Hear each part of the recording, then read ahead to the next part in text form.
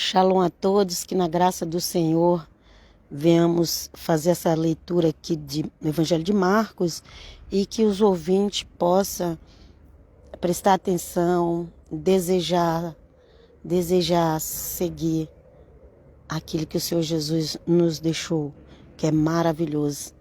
É maravilhoso, gente. Ama muito, gente. Ama muito o Evangelho, gente. Não despreza o Evangelho, não, gente. Ai de quem desprezar o Evangelho de Cristo. Vamos começar a leitura. Que Deus nos abençoe, em nome de Jesus. Começa aqui, hoje é 4:26. E dizia, o reino de Deus é como um homem que lançou a semente na terra. Ele dorme e acorda de noite e de dia, mas a semente germina e cresce, sem que ele saiba. Ok? A gente vai lá e prega o evangelho, está lançando a semente. A gente não sabe nem quem viu os vídeos pela internet. Mas com a ajuda de Deus, do Espírito Santo, alguém vai lá e vê o vídeo, entende o evangelho, se converte e passa a pregar o evangelho. Isso aí é o fruto. Mas quem pregou nem sabe que está acontecendo. Então aqui fala assim, que o reino de Deus é como um homem que lançou a semente na terra. Naquela época dava esses exemplos. Hoje nós temos a internet, né? Vamos supor aqui, lançou a semente na internet. E ele dorme e acorda de noite e de dia, mas a semente germina e cresce sem que ele saiba como. A gente não sabe quem está vendo os vídeos pela internet. Não sabemos, só Deus sabe. Vamos lá, o 28. A terra por si mesma produz fruto, ok? Essa terra aqui é o coração humano, ok? Na realidade a terra é o coração humano, só que através da internet é que a semente está indo, ok? A terra por si mesma produz fruto, primeiro a erva, depois a espiga e por fim a espiga cheia de grãos. Então, aonde a semente cai nessa terra, ela tem que produzir.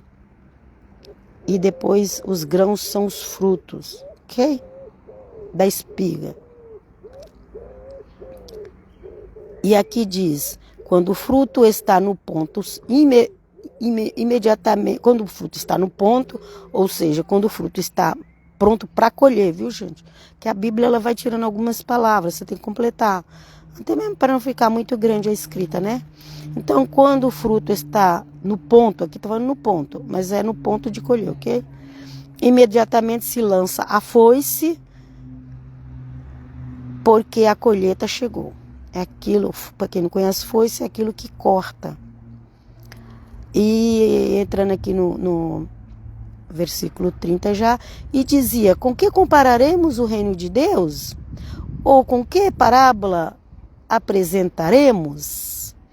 Então o Senhor Jesus dava muitos exemplos sobre o reino de Deus. E até hoje as pessoas não entenderam ainda o que é o reino de Deus. Muitos não entenderam. Tem evangélico, tem cristão que não entendeu o que é o reino de Deus. Vamos continuar. Mas ele deu muito, aqui ele fala, e dizia, com que compararemos o reino de Deus? Ou com que parábola apresentaremos? Mas ele apresentou muitas parábolas, só que algumas as pessoas não entendiam. Até os discípulos tinham que perguntar no particular para entender. E continuando a leitura aqui, é como um grão de mostarda. Essa já é outra parábola aqui, viu, gente?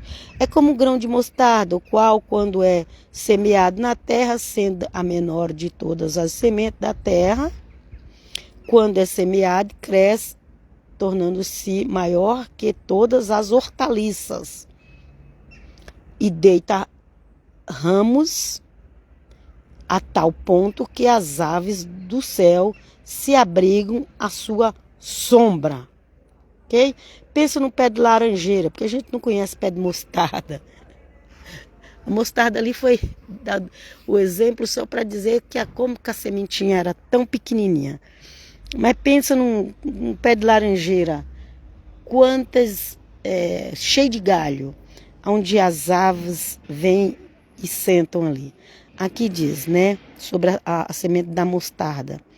Quando é semeada, cresce, tornando a maior de todas as hortaliças, deita ramos a tal ponto de que as aves do céu se abrigam à sua sombra. Ok? Isso é o reino de Deus, crescendo, ok? As aves aqui podem ser os anjos. Vamos continuar a leitura. Anunciava-lhes a palavra por meio de muitas parábolas, como essas, conforme podia entender. E nada lhes falava a não ser em parábolas. Okay? A própria Bíblia que fala que o Senhor Jesus pregava em parábolas e nada falava que não fosse por parábolas, ok? Alguns entendiam, outros não, mas o Senhor Jesus continuava, ele não ficava perdendo tempo tentando obrigar as pessoas a entender, não. Ele jogava a semente. Quem dá o crescimento é Deus. Eu vejo esses teólogos, esses estudantes, ou essas outras religiões que lê a Bíblia, mas nem se confessa que Jesus é Deus. Então essas religiões que diz que crê em Jesus, mas crê assim como um profeta. Essas pessoas, elas estudam, tentam empurrar na cabeça das pessoas dia e noite, os estudos delas. Mas quem prega o evangelho não precisa ficar fazendo isso, gente. A religião faz isso, gente. A religião prega a mesma coisa a vida toda, gente. Eita, isso é revelação. Deus seja louvado. A religião faz isso, ela quer te empurrar na cabeça de qualquer jeito as coisas.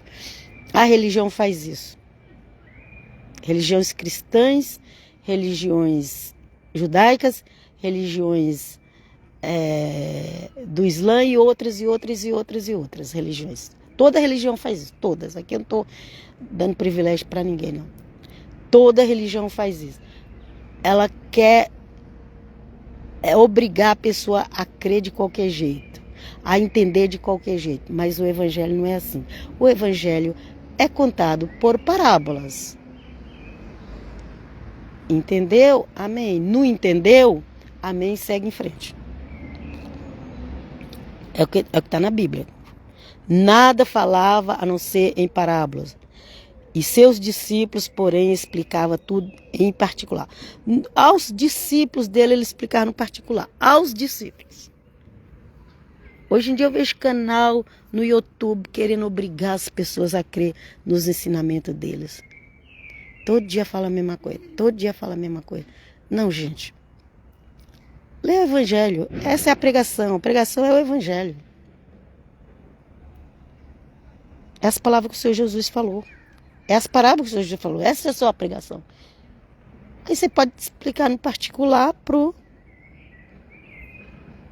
aqueles que querem andar com você, ok? Vamos seguir. E disse-lhes naquele dia, ao cair da tarde, passemos para a outra margem do mar da Galileia, ok? Deixemos a multidão, eles o levaram do modo como estava no barco, e com ele havia outros barcos. Sobreveio então uma tempestade de vento e as ondas se jogavam para dentro do barco, e o barco já estava enchendo. Ele estava na popa dormindo sobre o travesseiro. Eles o acordaram e dizem: Mestre, não te importa que pereçamos? Jesus dormindo, porque Jesus pregava em parábola e ficava tranquilo, ia dormir. E ele não ficava tentando empurrar na cabeça das pessoas dia e noite igual as religiões faz, porque o evangelho não é religião. Jesus pregava em parábolas e ia dormir. Veio uma tempestade forte ali no mar, um vento forte, uma tempestade, ok? Porque o mal também ele atua na natureza, porque o Senhor Jesus repreendeu o mar, ok? Aproveitou ali que o Senhor Jesus estava dormindo e falou: já vamos matar ele e todo esse povo dele aí, né? Sobreveio então uma tempestade de vento e as ondas se jogavam para dentro do barco e o barco já estava enchendo. Ele estava na polpa dormindo sobre o travesseiro. Eles acordaram e dizem: Mestre, não te importa que pereçamos? Levantando-se, ele conjurou severamente o vento e disse ao mar: Silêncio, quieto. Logo o vento serenou e houve grande bonança. Depois ele perguntou: Por que tendes medo?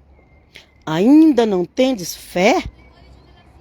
Então ficaram com muito medo e diziam uns aos outros: Quem é este a quem até o vento e o mar obedecem? Ok? Quem é esse que até o vento e o mar obedece? E finalizamos por aqui. Quem é esse? O que Jesus fez? Levantando-se ele, conjurou. Conjurou é jurar, ok? Tipo, olha, tem que parar e pronto.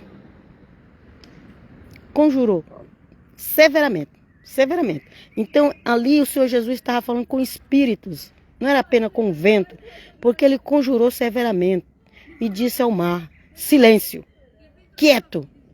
Logo o vento serenou e houve grande bonança. Ali tinha espíritos que estavam fazendo aquilo com o mar para a alga ficar daquele jeito, ok? Depois ele perguntou: Por que tendes medo? Ainda não tendes fé? Então ficaram com muito medo e diziam uns aos outros: Quem é este a quem o vento e o mar obedecem? Então eles estavam com medo do mar. O Senhor Jesus parou o mar. Agora eles ficaram com medo do Senhor Jesus. Foi assim quando o Senhor Jesus expulsou aquele demônio, milhares de demônios lá no homem.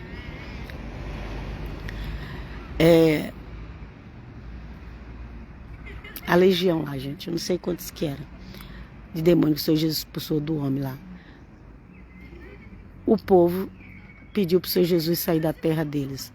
Tem gente que prefere conviver com demônios do que ver os milagres de Cristo Jesus. E toda vez que acontecia um milagre, o povo ficava agitado, ficava nervoso, ficava com medo. E a primeira prisão que o apóstolo Pedro e João teve foi por causa do milagre que eles fizeram do paralítico que começou a andar. As pessoas, elas têm pavor de milagres. Tem igrejas que dizem que não tem mais milagre, porque até elas têm medo também. Porque o inimigo já pôs na cabeça delas para elas ficarem com medo. E elas têm medo também. Mas nós vamos acreditar no milagre e Deus faça um milagre em nós. Em nome do Pai, do Filho e do Espírito Santo. Faça um milagre na minha vida, na vida dos meus filhos, na vida dos meus netos, no nome de Jesus. E que o eterno Deus abençoe cada um que foi até o final desta live. Abençoe, dê a paz, dê aquilo que vocês precisam para honrar e glória no nome de Jesus. Amém. Shalom, até a próxima. Minhas redes sociais, Bíblia Diária Helena, na página do Facebook, Bíblia Diária Helena, no perfil do YouTube, no canal do YouTube. Paz de Cristo Jesus. Shalom. Shalom de Cristo Jesus.